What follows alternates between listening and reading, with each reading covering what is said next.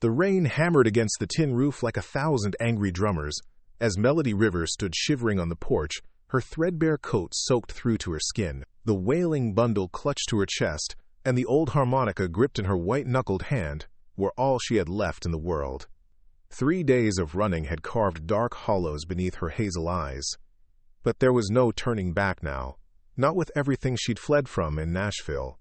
Before we jump back in, tell us where you're tuning in from, and if this story touches you, make sure you're subscribed, because tomorrow I've saved something extra special for you. Lightning cracked across the night sky, illuminating the weathered sign that read, Tumbleweed Ridge Ranch, in faded letters. Melody hadn't planned to stop here, hadn't planned much of anything beyond escape, but the ancient Buick she'd bought with the last of her savings had finally surrendered to fate 2 miles back, smoke billowing from beneath the hood. "Hello," she called, her voice nearly lost in the howling wind. The baby stirred against her chest, whimpering softly. "Shh, Luna, it's okay," she whispered, though nothing had been okay for months. The door swung open suddenly, revealing a tall figure silhouetted against the warm light within. A man with broad shoulders and a cowboy hat pulled low over his eyes regarded her with visible suspicion. "Ranch is closed to visitors," he said, his voice deep and rough as gravel. His eyes darted to the bundle in her arms, then to the harmonica clutched in her trembling fingers. "Please," Melody said, hating the desperation in her voice. "My car broke down. We just need shelter until the storm passes." The baby chose that moment to let out a pitiful cry, her tiny face scrunching up against the cold. The man's expression shifted almost imperceptibly. "You're soaked through," he observed, his tone softening slightly. His eyes lingered on the harmonica. "That thing work, or is it just for show?" Melody blinked, confused by the question. "It works. It was my father's." A ghost of a smile touched his lips. "Then you can stay, if you play it dry." Before she could respond, he stepped back, opening the door wider. "Name's Jake Harlan. This is my ranch." Melody hesitated only a moment before stepping inside, the warmth washing over her like a physical thing. "Melody Rivers. And this is Luna." Jake closed the door against the storm, then moved to stoke the fire burning in a stone hearth that dominated one wall of the rustic living room. "Fitting name," he commented, nodding toward the harmonica. The interior of the ranch house was modest but well kept. Wooden beams crossed the ceiling, and a worn leather couch faced the fireplace. Photos in simple frames lined a bookshelf, though Melody couldn't make out the faces from where she stood. "Bathroom's down the hall if you want to dry off," Jake said, not looking at her. "Kitchen's through there. Help yourself to whatever's in the pot on the stove." "Thank you," Melody said softly, still clutching Luna to her chest. The baby had quieted, her wide blue eyes taking in the unfamiliar surroundings. Jake seemed to notice her hesitation. "There's a spare bedroom upstairs. First door on the left. Got a crib in there, too." Melody's surprise must have shown on her face because Jake shrugged, almost defensively. "My sister visits with her kids sometimes." "I'll pay you back," Melody promised. "Once I get to Colorado Springs, I can—" "Let's worry about getting you both warm and fed first," Jake interrupted, his tone making it clear the subject was closed for now. 20 minutes later, Melody sat on the edge of the couch, wearing borrowed clothes that smelled of laundry soap and sunshine. Luna, wrapped in a soft blanket Jake had produced from somewhere, slept peacefully in her arms. The harmonica rested on the coffee table between them. "Beef stew," Jake said, offering her a steaming bowl. "Nothing fancy." "It smells amazing," Melody said truthfully. She couldn't remember the last time she'd eaten a proper meal. Would you mind holding her while I eat?" Jake looked momentarily alarmed, but nodded, carefully taking the sleeping infant. His large, calloused hands cradled Luna with surprising gentleness. "She's tiny," he observed. 6 months yesterday," Melody said, the words catching in her throat. Another milestone marked on the run. She ate quickly, trying not to seem too desperate, despite the way her stomach clenched around the first real food she'd had in days. Jake watched her silently, rocking Luna with a natural ease that suggested he'd done this before, despite his initial reluctance. "So," he said finally, "you running from something or towards something?" Melody nearly choked on her stew. What makes you think I'm running? Jake raised an eyebrow. Nobody ends up at Tumbleweed Ridge by accident. We're 20 miles from the nearest town, and you've got nothing but a baby and a harmonica. His eyes softened slightly. And fear written all over your face. Preparing and narrating this story took us a lot of time, so if you are enjoying it, subscribe to our channel. It means a lot to us. Now back to the story. For a moment, Melody considered lying. She'd gotten good at it these past months, but something in Jake's direct gaze made her hesitate. Both, I guess. Running from Nashville. Running toward a friend in Colorado who might help us. Jake nodded, not pressing for details she wasn't ready to give. Storm's supposed to last through tomorrow. Roads out here flood easy. You might be stuck for a couple days. We'll be out of your hair as soon as possible, Melody assured him. Well, Jake said, glancing down at Luna, who had wrapped her tiny hand around his finger in her sleep. About that harmonica. You promised to play it dry. Melody felt a smile tug at her lips despite everything. That was your condition for letting us stay? A man's got to have standards, Jake replied, the faintest hint of humor warming his voice. Melody picked up the harmonica, running her fingers over the worn metal that had been her father's most prized possession. I'm not very good, she warned. Don't need to be good, Jake said. Just needs to be dry. She raised the instrument to her lips and played the opening notes to an old folk tune her father had taught her. The simple melody filled the room, somehow both melancholy and hopeful, like a memory of better days that might someday return. When she finished, the silence felt different somehow, less tense, more contemplative. Not bad, Jake said quietly. Your father teach you? Melody nodded, surprised he'd guessed. Before he died, said music was the only thing worth passing down. Smart man. Jake rose carefully, still holding Luna. You should get some rest. I'll show you to that room. The spare bedroom was simply furnished but clean, with a patchwork quilt on the bed and a small wooden crib in the corner. Rain continued to drum against the window, but it seemed less threatening now. Thank you, Melody said, as Jake gently transferred Luna to the crib. Most people wouldn't take in strangers on a night like this. Jake paused at the door. Maybe I'm not most people, he said. Or maybe I know what it's like to need shelter from a storm. Before she could respond, he added, breakfast is at 6, and disappeared down the hall. Melody sank onto the bed, the events of the past few days catching up to her all at once. She should be planning her next move. Figuring out how to get to Colorado, staying vigilant.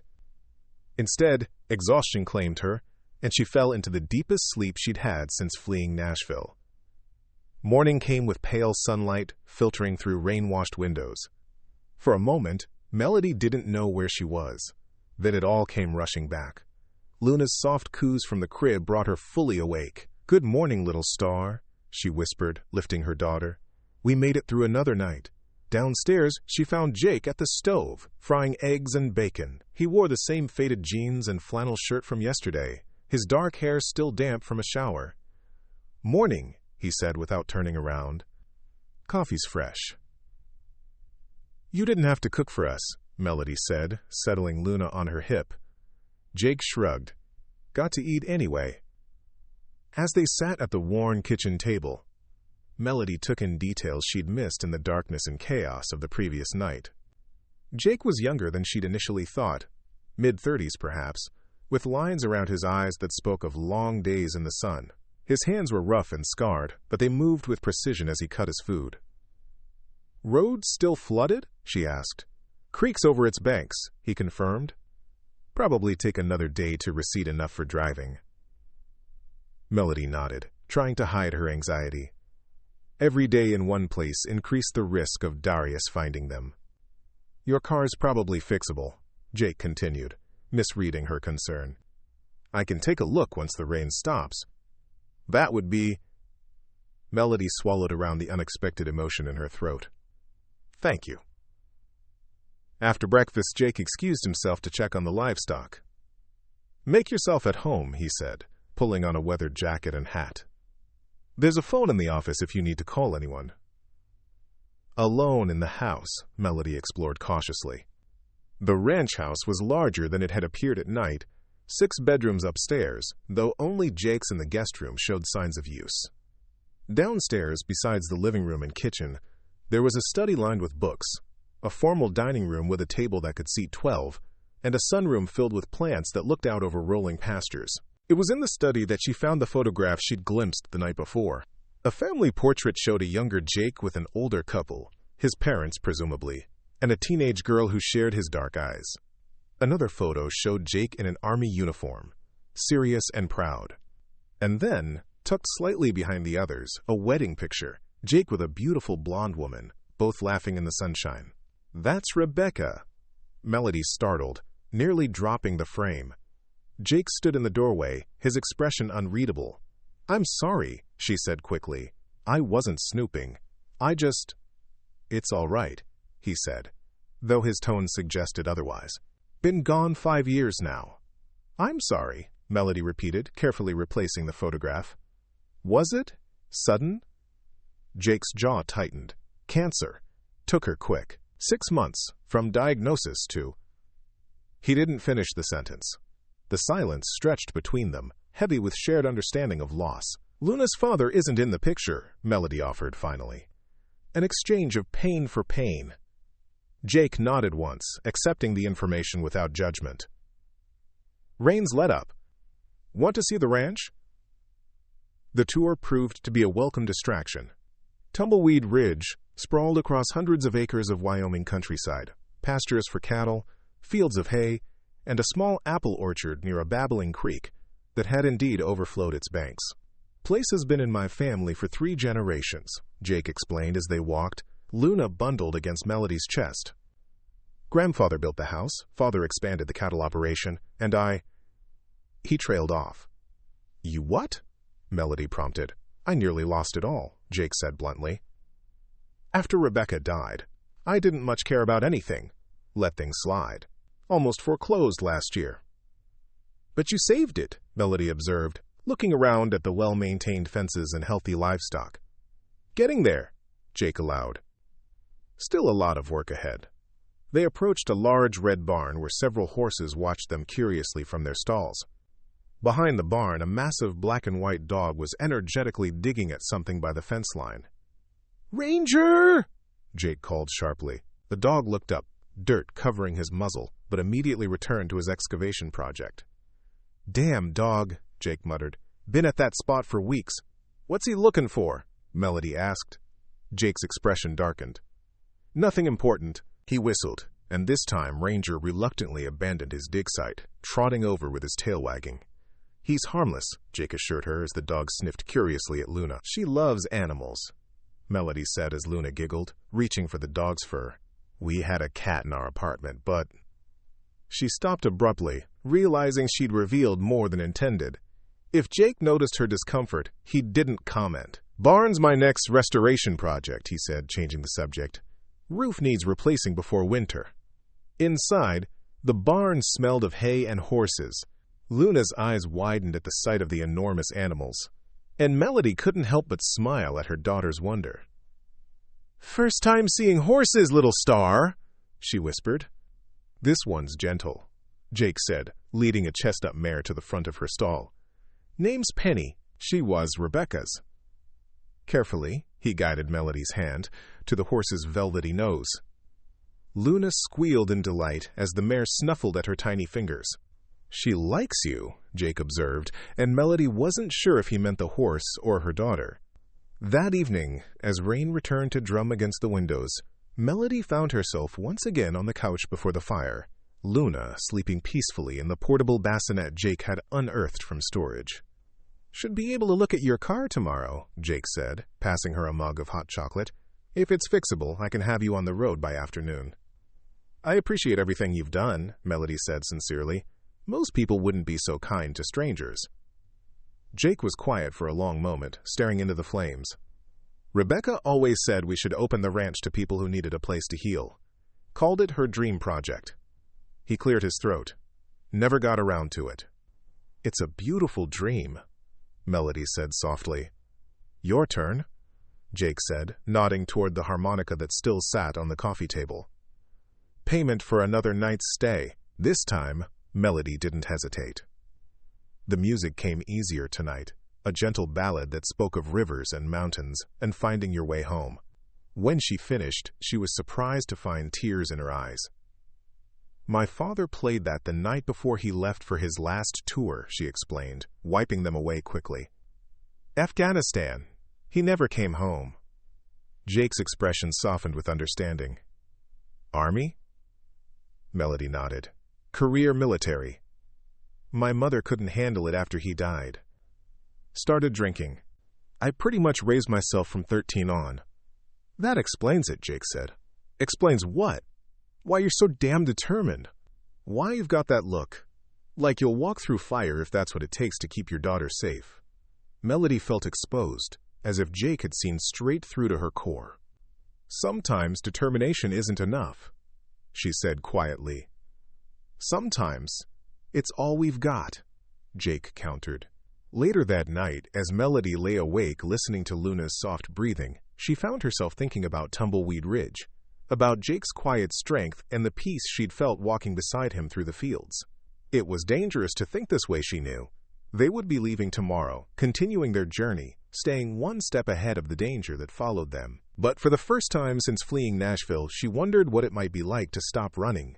Morning dawned clear and bright. Melody packed their few belongings while Jake made breakfast, Luna cooing happily from a makeshift seat he'd constructed from cushions. "Cars just over the rise?" Jake confirmed as they finished eating. Melody nodded. "About 2 miles down the road, on the right. Blue Buick. Probably looks like it belongs in a junkyard." "We'll see," Jake said noncommittally. "I'll take the truck. You and Luna can wait here, where it's warm." "I'd rather come along," Melody said quickly. The thought of being separated from Luna, even with someone as seemingly trustworthy as Jake, sent panic racing through her veins. Jake studied her face for a moment, then nodded. Fair enough. The landscape looked different in the sunshine. Rolling hills dotted with cattle, distant mountains sharp against the blue sky. Under other circumstances, Melody might have found it breathtaking. "There," she pointed, as they crested a small hill. The Buick sat forlornly on the shoulder, exactly where she'd abandoned it 2 nights ago. Jake parked his truck and approached the car cautiously, popping the hood to examine the engine. After a few minutes of poking and prodding, he rejoined Melody in the truck. "Radiator's shot," he said, "and the timing belt's about to go. Even if I patched it up enough to run, it wouldn't get you to Colorado." Melody's heart sank. How much would it cost to fix properly? Jake hesitated. More than the car's worth, honestly. "I see," Melody said, trying to keep the desperation from her voice. The last of her savings had gone into buying that car. Without it, she and Luna were truly stranded. As they drove back toward the ranch, Melody's mind raced. Perhaps she could find work in the nearest town, save up for bus tickets. But that would take time. Time she wasn't sure they had. "I've been thinking," Jake said suddenly, breaking the silence. "Ranch keeps me busy, but the house is too big for just one person. Guest cottage out back needs work, but it could be fixed up. 2 bedrooms, kitchen, small yard." Melody stared at him, uncertain where this was leading. "I could use help around the place," he continued, his eyes fixed on the road ahead. "Office work, mostly. Books are a mess, and the garden's gone to seed since." He swallowed. "For a while now." "Are you—" Melody struggled to understand. "Are you offering us a place to stay?" "Job comes with the cottage," Jake said, as if he hadn't heard her question. "Once it's fixed up. Until then you can use the guest room. Pays not much, but it's something. Enough to save up, if that's what you want." "Why would you do that?" Melody asked, suspicion warring with desperate hope. "You don't know anything about me." Jake was quiet for so long she thought he might not answer. Finally, he said, "I know you play that harmonica like it's keeping you alive. I know you look at your daughter like she's the whole world. And I know what it's like to need a safe harbor when the storm hits." They crested the final hill, Tumbleweed Ridge coming into view below them. In the morning light, the weathered buildings looked almost golden, smoke curling from the chimney of the main house. "You don't have to decide now," Jake added. Offer stands, whenever you're ready. As they pulled into the driveway, Ranger came bounding to meet them, barking joyfully. The dog immediately returned to his digging spot behind the barn, sending dirt flying with renewed enthusiasm. Still at it, Jake observed, shaking his head. Stubborn as they come. What do you think he's looking for? Melody asked again. This time, Jake's expression was thoughtful, rather than dismissive. Don't rightly know, he admitted, but whatever it is, he believes it's worth finding. Melody watched the dog dig, Luna secure in her arms, the harmonica a comforting weight in her pocket. Behind her stood a house that could become a home, and beside her, a man who had offered shelter without demanding her story in return.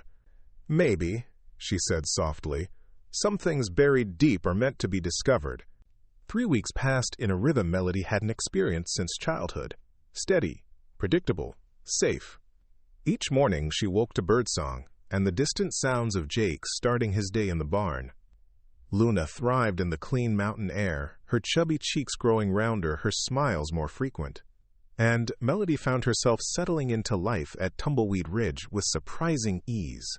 The office work Jake had mentioned turned out to be a chaotic mess of receipts, invoices, and ledgers that hadn't been properly maintained since Rebecca's death. Melody spent her mornings at the antique desk in the study, organizing years of financial records while Luna napped or played in a makeshift playpen nearby. You're good at this, Jake observed one afternoon, leaning against the doorframe as Melody created a new filing system. Where'd you learn bookkeeping? Managed a music venue in Nashville for a few years, she replied, not looking up from her work. Learned on the job. Jake nodded, accepting the fragment of her past without pushing for more. That was his way, offering space for her story to unfold in its own time. It was a kindness Melody hadn't expected and wasn't sure she deserved. Taking the horses out to the north pasture, he said. Thought you and Luna might want to come along. Fresh air would do you both good. Melody hesitated, glancing at the stack of papers still waiting for her attention. I should finish this tax form.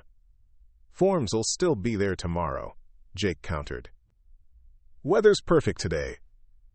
20 minutes later, Melody found herself perched somewhat nervously on Penny, the gentle mare, adjusting easily to her inexperienced rider. Luna, securely strapped to Jake's chest in a carrier he'd modified himself, squealed with delight as his stallion, Thunder, pranced beneath them. She's a natural, Jake said, pride evident in his voice as Luna reached for Thunder's mane. Got good instincts around animals. They rode slowly through sun-dappled meadows, Jake pointing out landmarks and sharing stories of growing up on the ranch. For the first time and longer than she could remember, Melody felt the knot of tension between her shoulders begin to loosen. Over there's where I broke my arm trying to jump my first horse over a creek, Jake said, gesturing toward a distant tree line. And that hill's where my sister and I used to sled in winter. You have a sister? Melody asked, recalling the teenage girl in the family photographs. Kate, Jake nodded, lives in Portland now with her husband. They visit when they can. He paused, adjusting Luna's hat against the sun. She'd like you. The simple statement warmed Melody more than it should have. And those buildings? She asked, pointing to weathered structures nearly hidden among a stand of pines. Jake's expression shifted, something guarded replacing his easy manner. Old homestead. Been abandoned since before my time. Before Melody could inquire further, Ranger appeared, racing across the field toward them. The dogs circled their horses, barking excitedly. Stubborn beast, Jake muttered, though his tone was affectionate. Supposed to be watching the sheep, not following us. Still digging by the barn? Melody asked as they turned back toward the ranch house. Jake nodded, a curious expression crossing his face. Every day, rain or shine. Aren't you curious what he's after? Some mysteries are better left unsolved, Jake replied, his voice suddenly distant. That evening, as they sat on the porch, watching the sunset paint the Wyoming sky in brilliant oranges and purples, Luna slept peacefully in Melody's arms. The day's ride had exhausted them all in the best possible way. I've been thinking about the cottage, Jake said, breaking a comfortable silence. Could start renovations next week if you're planning to stay. The question hung between them, unspoken but clear. Melody took a deep breath, the harmonica, a reassuring weight in her pocket where she'd taken to carrying it. "Jake, there's something you should know," she began, her heart racing. "About why we left Nashville. About Luna's father." Jake turned to face her, his expression open but serious. "Only if you want to tell me." The story spilled out then, words she'd held inside for too long. How she'd met Darius Wallace when he came to hear her play at the small bar where she performed weekends. How charming he'd been. How different from anyone she'd known. The whirlwind romance that had swept her off her feet. "I didn't know who he really was until it was too late," she said, her voice dropping. The controlling behavior started small. Suggestions about my clothes, my friends, my music. Then criticism. Then anger when I didn't listen. Jake's jaw tightened, but he remained silent, letting her continue. "When I got pregnant, I thought it would change things. Make him gentler somehow." Melody gave a bitter laugh. Instead, he got worse. Said no child of his would be raised by a woman who didn't know her place. "The first time he hit me, I packed a bag that night." "You did the right thing," Jake said quietly. "I filed a restraining order, moved across town, thought it was enough. It wasn't." Melody shuddered at the memory. "He found us, broke into the apartment while I was sleeping. If Mrs. Henley next door hadn't heard the commotion and called the police." She fell silent, unable to finish the thought. Luna stirred in her arms, and Melody instinctively held her closer. "The police arrested him, but his family has money, connections. He was out on bail within hours. That's when I knew we had to disappear completely." "He's looking for you," Jake stated rather than asked. Melody nodded. "That's why we can't stay. He won't stop, Jake, and I can't bring that danger to your door after all you've done for us." Jake was quiet for a long moment, his profile silhouetted against the fading light. When he finally spoke, his voice was firm. "Tumbleweed Ridge has 100 hiding places, Melody, and I've got friends in the sheriff's department. This isn't Nashville." "You don't understand," Melody insisted. "Darius is obsessed. He has resources, people who do his dirty work." "If he finds us here, then we'll be ready," Jake interrupted. "You can keep running, or you can make a stand somewhere. Might as well be here, with people who care about you." The words hung in the air between them, weighted with meaning neither was quite ready to acknowledge. "Play something," Jake said suddenly, nodding toward the pocket where she kept the harmonica. "Something that reminds you why you're fighting so hard."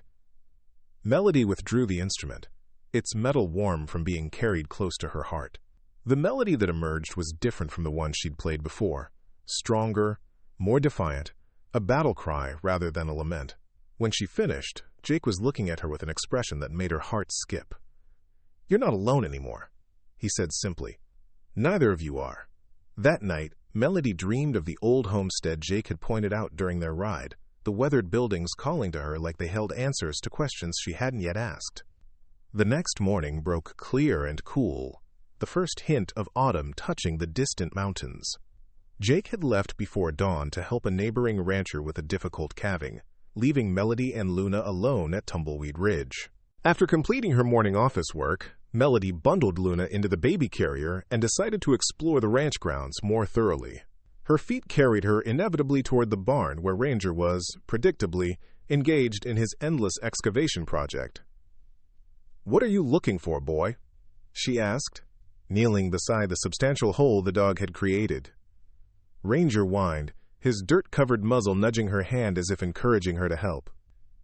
Curious despite Jake's obvious reluctance to discuss the dog's behavior, Melody began to dig alongside Ranger, using a small garden trowel she'd found hanging by the barn door.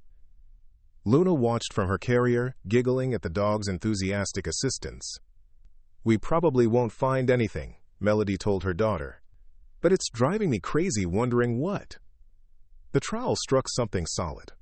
Metal against metal. Heart suddenly racing, Melody dug faster, clearing away dirt to reveal the corner of what appeared to be a metal box. Ranger barked excitedly, pawing at the ground with renewed vigor. Okay, Melody murmured, working to free the object from its earthen prison. With a final heave, she pulled the box free. A vintage metal lockbox, rusted but intact, surprisingly heavy in her hands. It wasn't locked. With trembling fingers, Melody lifted the lid. Inside lay a collection of items carefully protected in plastic. Photographs, letters, what appeared to be legal documents, and beneath them all, a smaller box. Melody lifted out one of the photographs. A young woman with Jake's eyes smiled back at her, standing beside an older man in front of the abandoned homestead buildings. The sound of a truck engine made Melody jump. Jake was returning, hours earlier than expected. Hastily, she returned everything to the box, buried it again in the loosened dirt, and hurried back toward the house, Ranger trotting guiltily at her heels. "Everything okay?" Jake asked as he climbed from his truck, eyes narrowing slightly at her flushed face and dirty hands. "Fine," Melody said quickly, "just getting some fresh air." "How was the calving?" "False alarm," Jake replied, still studying her with suspicion. "Thought I'd come back and work on clearing that south field." For the remainder of the day, Melody found herself distracted, her thoughts returning again and again to the buried box and its mysterious contents. Why had Jake never mentioned it? What secrets did those papers hold? And why was Ranger so determined to unearth them? That evening, after Luna was asleep, Melody found Jake on the porch, his usual spot for contemplating the day's end. She joined him silently, the weight of her discovery sitting heavily between them. "Found something interesting by the barn today," she said finally, deciding directness was the only approach. "A metal box, buried where Ranger's been digging." Jake went very still, his knuckles whitening around the coffee mug he held. "You shouldn't have been digging there." "I was curious," Melody admitted. "Jake, who's the woman in those photographs, the one who looks like you?" For a long moment, she thought he wouldn't answer. When he did, his voice was rough with emotion. "My mother. Her name was Eleanor." "And the man with her?" "Thomas Blackwood." Jake's expression hardened. "Not my father." The bitterness in his voice surprised her. "Who was he then?" Jake set his mug down with deliberate care. "The man who destroyed my family." The story emerged slowly, painfully, as the sky darkened above them. How Jake's mother had fallen in love with Thomas Blackwood, the owner of the neighboring ranch, while Jake's father was overseas with the army. How she'd planned to leave, taking 8-year-old Jake and his sister with her. "She died before she could go through with it," Jake said, his voice hollow. "Car accident on the way to meet him. Father came home to bury his wife and found those letters she'd written to Blackwood. Nearly killed him." "I'm so sorry," Melody whispered. "Blackwood tried to buy this land after my father died," Jake continued. "Kept pushing, offering more money, saying it was what my mother would have wanted. I buried those papers the day I turned 18, the day I inherited this ranch. Told him I'd die before I'd sell to the man who broke my father's heart." "And the homestead buildings I saw today?" "Blackwood's original family home. Been abandoned since he built that mansion on the hill." Jake's jaw tightened. "He died last month. His lawyer's been calling. Apparently there's something in his will about Tumbleweed Ridge." Understanding dawned on Melody. "That's why Ranger's been digging. He's trying to find the proof of your ownership." "Smart dog," Jake said with a humorless laugh. "Smarter than me, maybe. I should have burned those papers years ago instead of burying them. Or maybe," Melody suggested gently, "they were meant to be found now, when you need them most."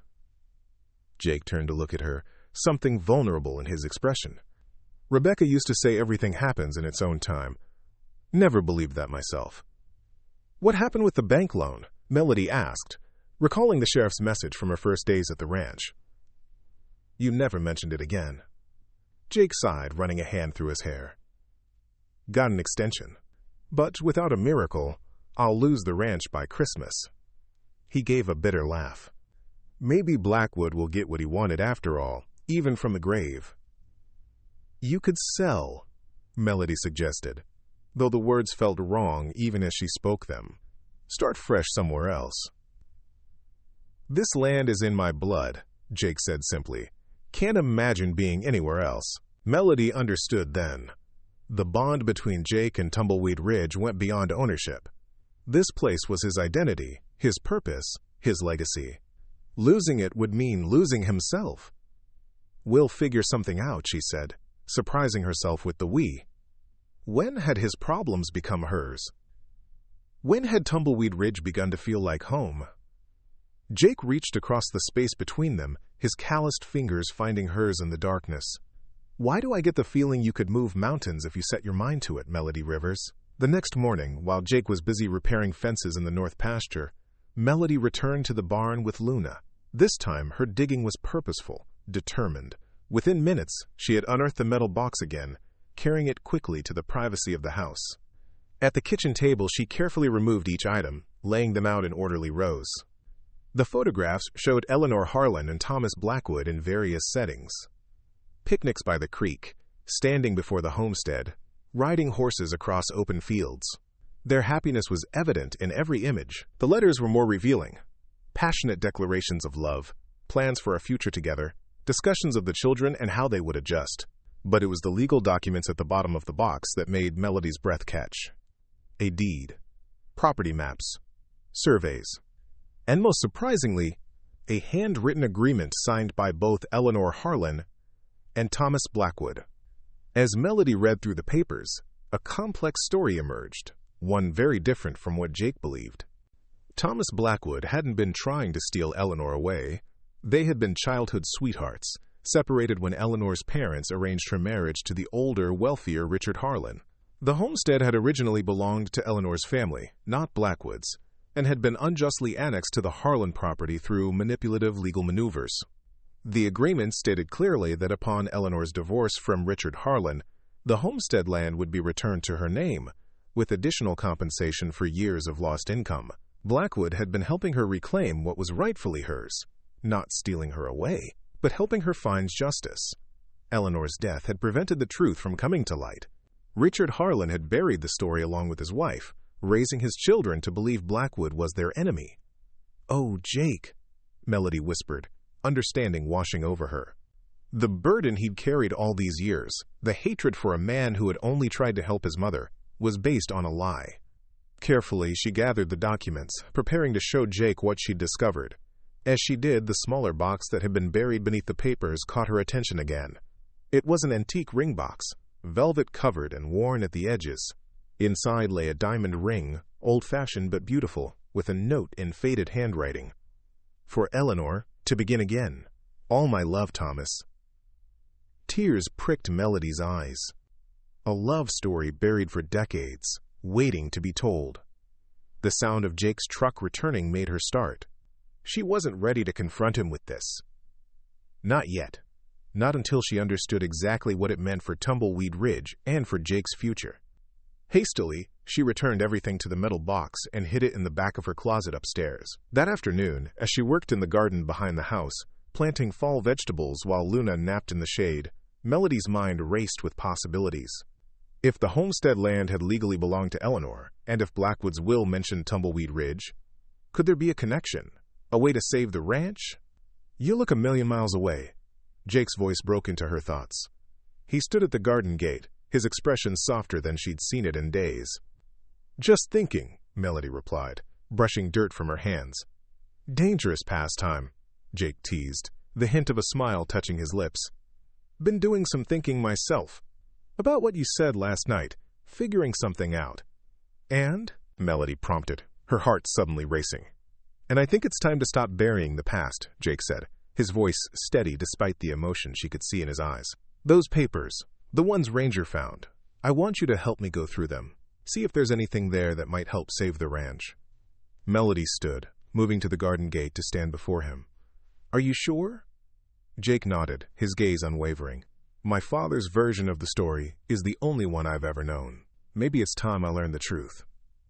"The truth can hurt," Melody warned softly, thinking of the revelations waiting in the metal box.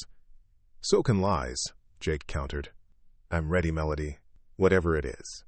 As they stood there, the afternoon sun warm on their faces, Melody felt something shift between them. Trust deepening, walls crumbling, possibilities opening like the wildflowers that dotted the Wyoming hills. "Then let's face it together," she said, reaching for his hand. Behind them, Luna stirred from her nap, her happy babble calling them back to the present moment. And in the distance, Ranger barked triumphantly, as if celebrating a victory long in the making. Some truths, it seemed, refused to stay buried forever. The metal box sat between them on the kitchen table, its contents spread out like pieces of a puzzle Jake was seeing for the first time. His hands trembled slightly as he held the photographs of his mother and Thomas Blackwood, evidence of a relationship he'd been taught to despise. "She looks happy," he said softly, studying Eleanor's smiling face. "I don't remember her smiling like that."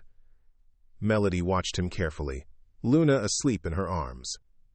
"The letters suggest they were childhood friends who fell in love before she married your father." Jake nodded, picking up one of the yellowed envelopes. "My father always said Blackwood tried to steal her away, that she was confused, vulnerable." His voice hardened. He made Blackwood sound like a predator. "From these letters, it seems your mother was trying to reclaim property that originally belonged to her family," Melody explained gently. "The homestead land. Blackwood was helping her with the legal battle." Jake's expression shifted as he examined the deed and property maps. "This shows the original boundary lines. Before my grandfather expanded the ranch, he traced the markings with his finger. The homestead and about 300 acres around it were separate then. Your mother's letter here mentions that her father was forced to sell that land during the Depression," Melody pointed out. "But there were improprieties in the sale. She believed she had legal claim to get it back." "And Blackwood was helping her," Jake finished, understanding dawning in his eyes. "Not trying to take her away from my father, but helping her recover what belonged to her family." "It seems that way," Melody confirmed. Jake sat back, running a hand through his hair. "All these years, I thought, my father told us Blackwood was trying to destroy our family. That's what he believed." "Your father was hurting," Melody said softly. "People see what they need to see sometimes." Jake picked up the ring box, opening it to reveal the diamond that had never reached its intended recipient. "She was planning to leave," he said, his voice hollow. "She was going to take us with her." "To the homestead," Melody clarified. "Not far from here. She wasn't abandoning Tumbleweed Ridge, just your father." Silence fell between them as Jake absorbed this revelation. Decades of family history rewritten in an afternoon. The villain of his childhood transformed into something far more complex. "Blackwood never married," Jake said finally. "Lived alone in that big house on the hill all these years. I used to see him in town sometimes. Never spoke to him, not once." The regret in his voice was palpable. Melody reached across the table, covering his hand with hers. "You didn't know, Jake. You were honoring your father's pain the only way you knew how." "And now Blackwood's dead, too," Jake said bitterly. "Too late to hear the truth. Too late for anything." Melody hesitated, then asked the question that had been nagging at her since discovering the documents. "You mentioned his lawyer called about the will. What exactly did they say?" Jake's expression shifted, focus returning to his eyes. "Just that there was a provision concerning Tumbleweed Ridge. Asked for a meeting next week." He glanced at the papers scattered across the table. "You think this is connected?" "It might be," Melody admitted. "These documents establish that the homestead land rightfully belonged to your mother. If Blackwood was still trying to honor her wishes, he might have left it to her children," Jake finished, a spark of hope lighting his face for the first time since they'd opened the box. "To me and Kate." "It's possible," Melody cautioned. "We won't know until you meet with the lawyer." Jake gathered the documents, carefully returning them to the metal box. "Blackwood didn't destroy my family," he said, his voice steady with newfound certainty. "My father did that himself, with his bitterness and lies. He was hurting," Melody reminded him, "and he loved you and Kate." "That much was true."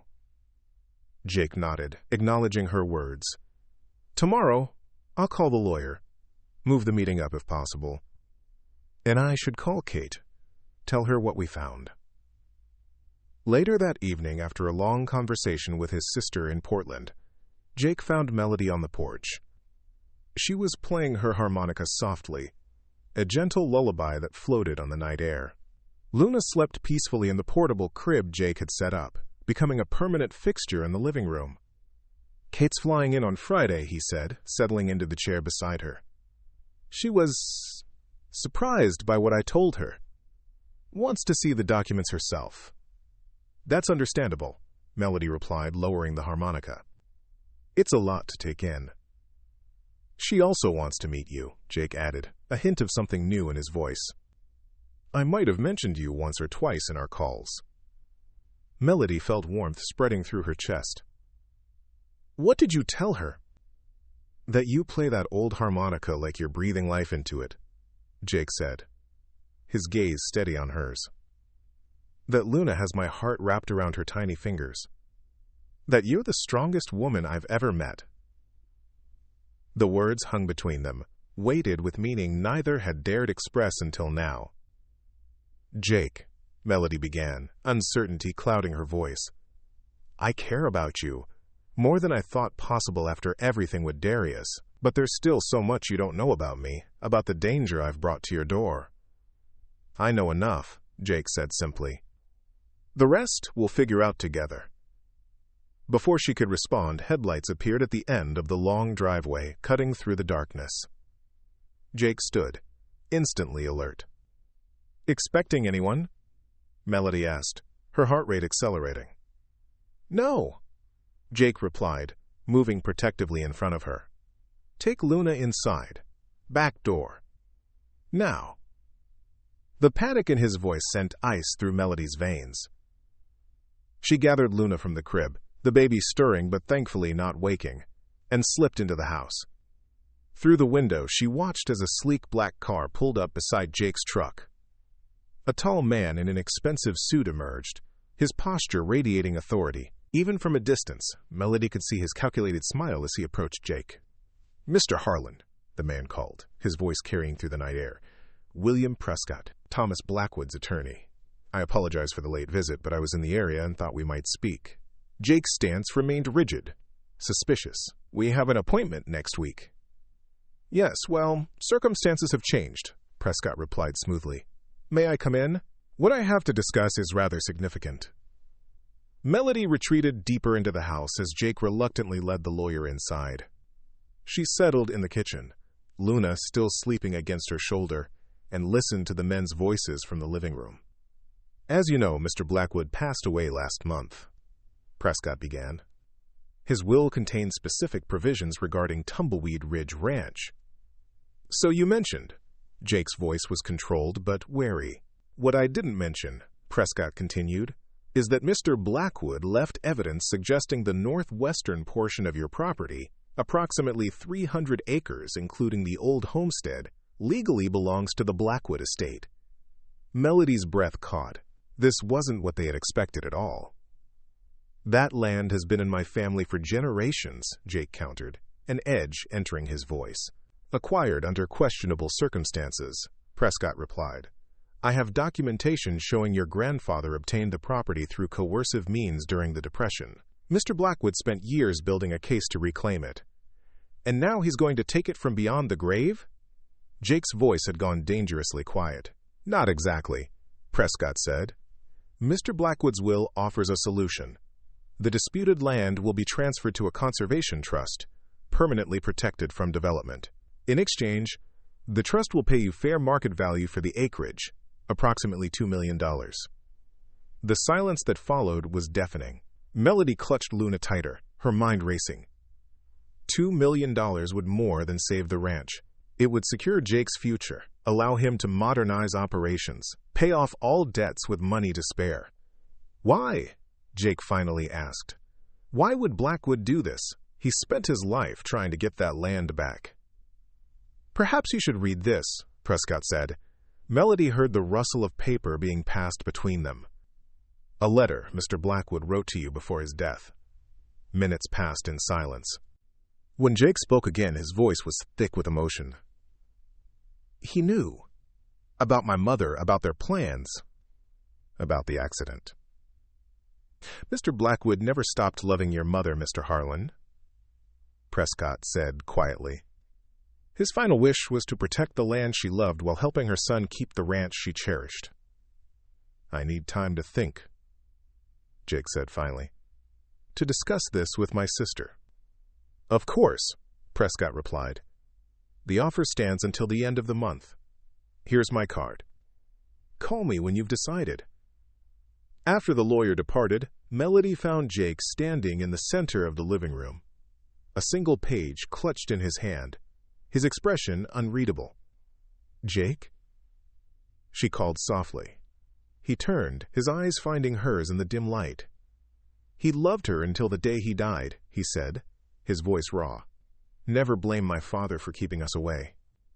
Just waited, all these years, for a chance to make things right." "The money would save the ranch," Melody observed, moving closer to him.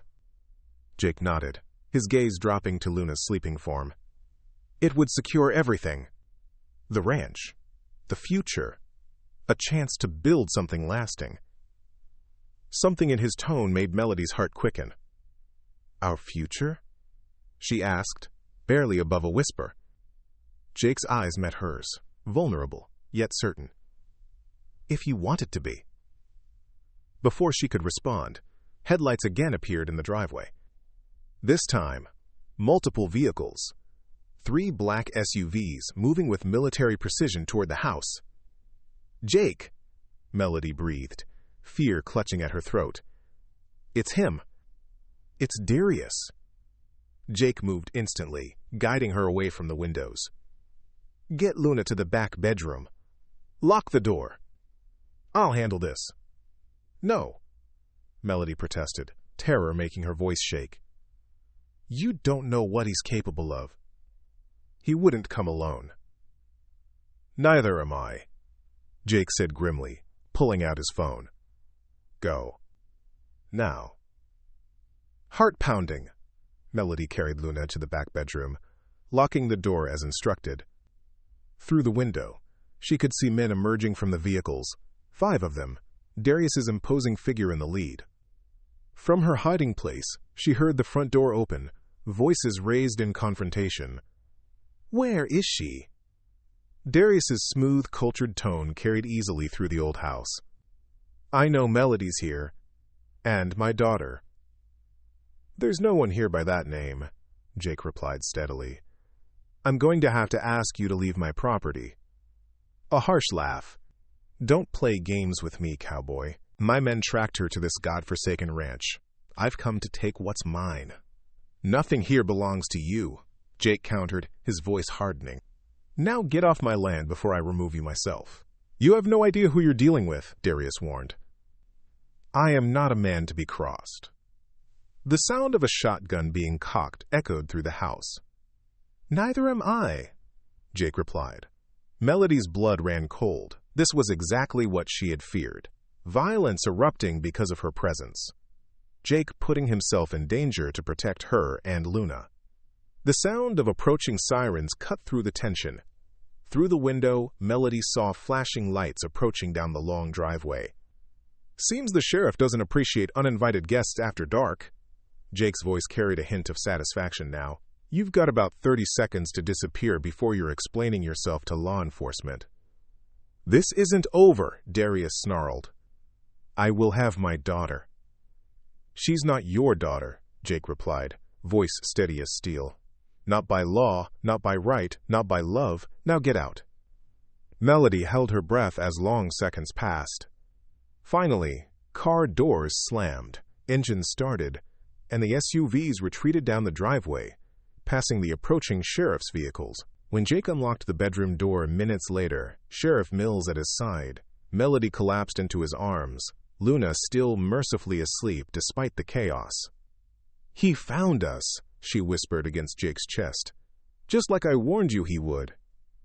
"And now he's gone," Jake assured her, his arms strong around her shoulders. "Mills has deputies following them to make sure they leave the county." Sheriff Mills, a stocky man with kind eyes and a no-nonsense demeanor, nodded confirmation. "Got their license plates. Running checks now. If they've got outstanding warrants anywhere, we'll know soon enough." "He'll come back," Melody insisted, fear making her voice tremble. "Darius doesn't give up. We need to leave, Jake. I can't put you in danger like this." Jake's arms tightened around her. "Running won't solve this, Melody. It's time to stand and fight." "Jake's right," Sheriff Mills interjected. "Better to face this head-on, with the law on your side. I've called Judge Parker. She's agreed to see you first thing tomorrow about an emergency restraining order." Wyoming takes these matters seriously, especially when children are involved. Melody shook her head, desperation clawing at her. "You don't understand. Darius has connections. Money. In Nashville, the restraining order was just paper. It didn't stop him." "This isn't Nashville," Jake reminded her, echoing his words from weeks before. "And you're not alone anymore." Later, after the sheriff had gone, promising to keep deputies patrolling the area through the night, Melody sat on the edge of the bed in the guest room that had become hers, watching Luna sleep peacefully in the crib. The baby was blissfully unaware of the danger that had found them, of the decisions that now loomed. A soft knock at the door announced Jake's presence. He entered quietly, carrying 2 mugs of tea, his face drawn with concern. "You should try to sleep," he said, offering her one of the mugs. "Every time I close my eyes, I see him standing in our doorway," Melody admitted, accepting the tea with trembling hands. "The look in his eyes, Jake. He won't stop." Jake settled beside her on the bed, close enough that their shoulders touched. "Then we don't stop either. We fight smarter, harder, together." "I can't ask you to take on my battles," Melody protested. "You have enough to deal with. The ranch, Blackwood's offer, your own past." "You didn't ask," Jake pointed out. "I'm volunteering." That's what people do when they care about each other. The simple truth of his words washed over her.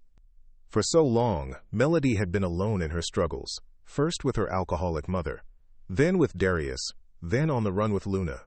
The idea of someone standing beside her, sharing her burdens by choice rather than obligation, was almost too much to comprehend. "Why?" she asked, her voice barely above a whisper. "Why would you risk everything for us?" Jake was quiet for a moment, his gaze moving to Luna's sleeping form. "When Rebecca died, I thought I'd never feel anything again. Just emptiness stretching out forever. Then you showed up on my porch, soaking wet, with that harmonica and this tiny person who needed shelter."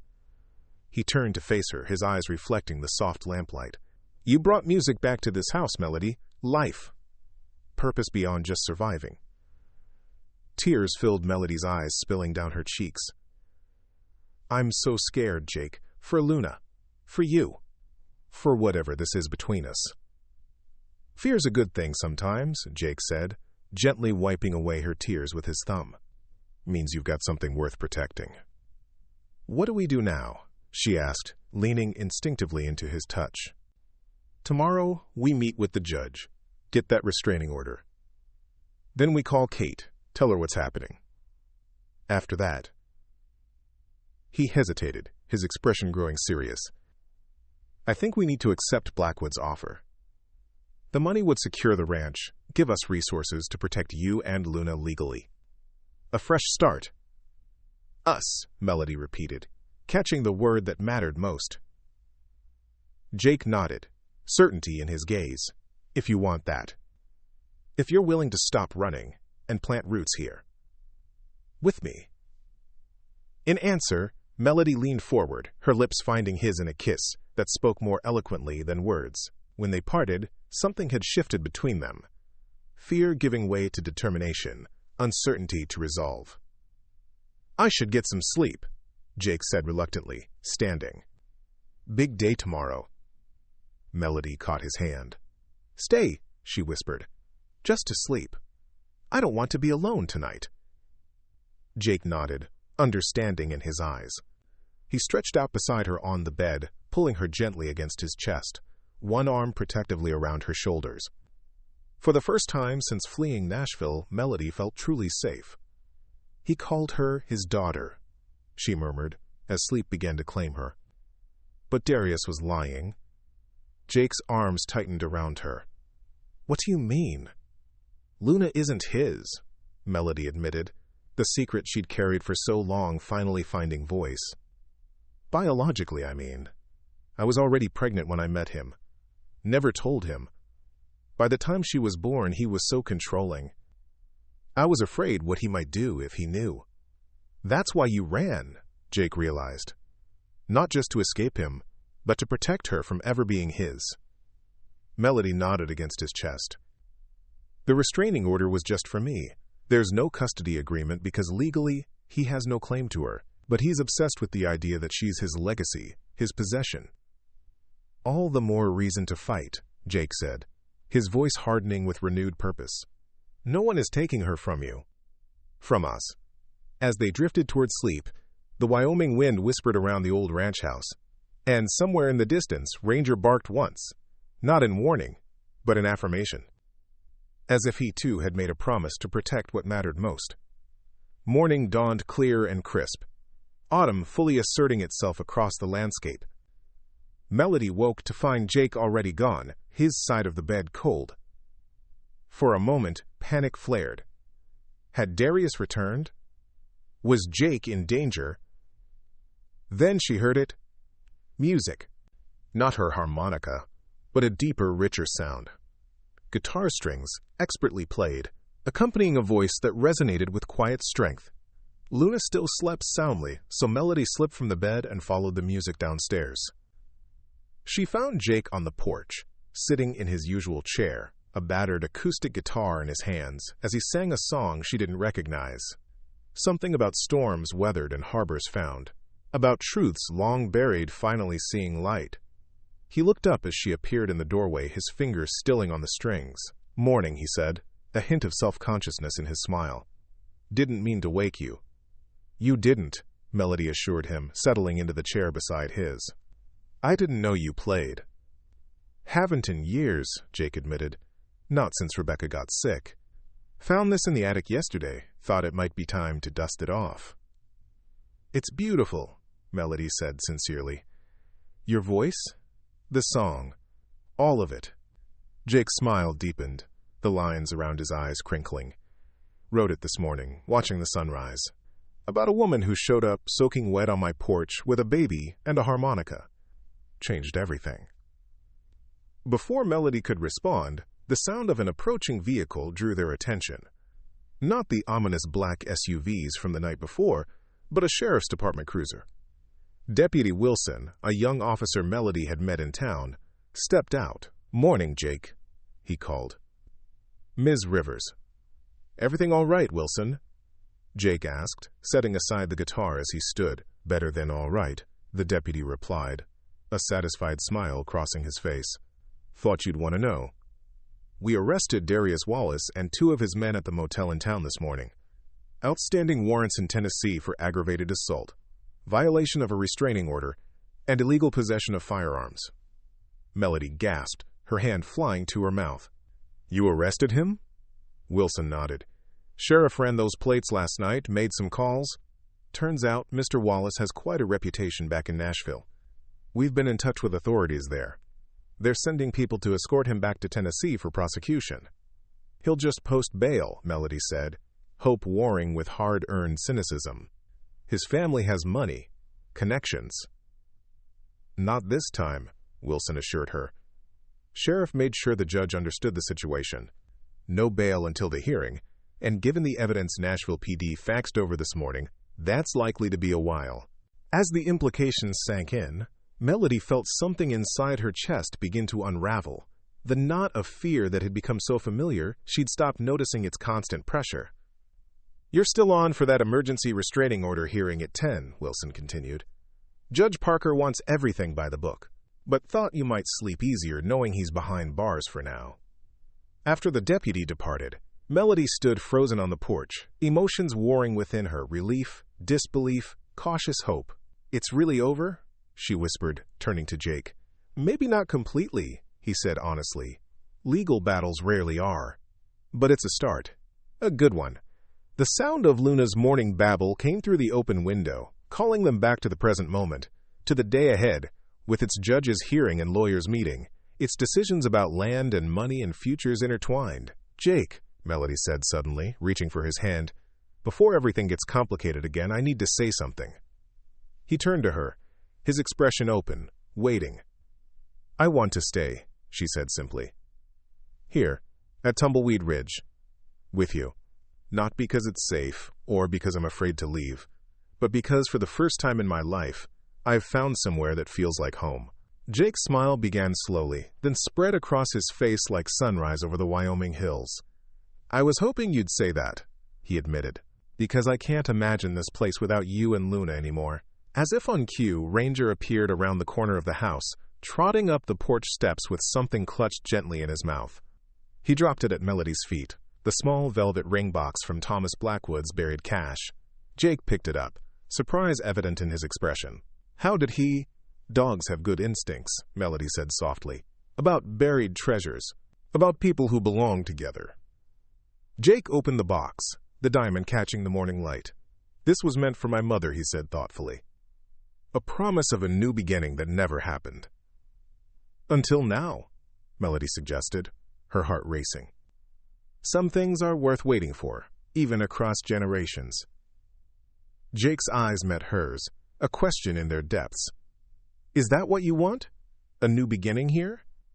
In answer, Melody reached for her harmonica, still in the pocket of her robe where she'd taken to carrying it. The melody that emerged was joyful, hopeful, not the bittersweet tunes of her past, but something new, composed in this moment for the future stretching before them.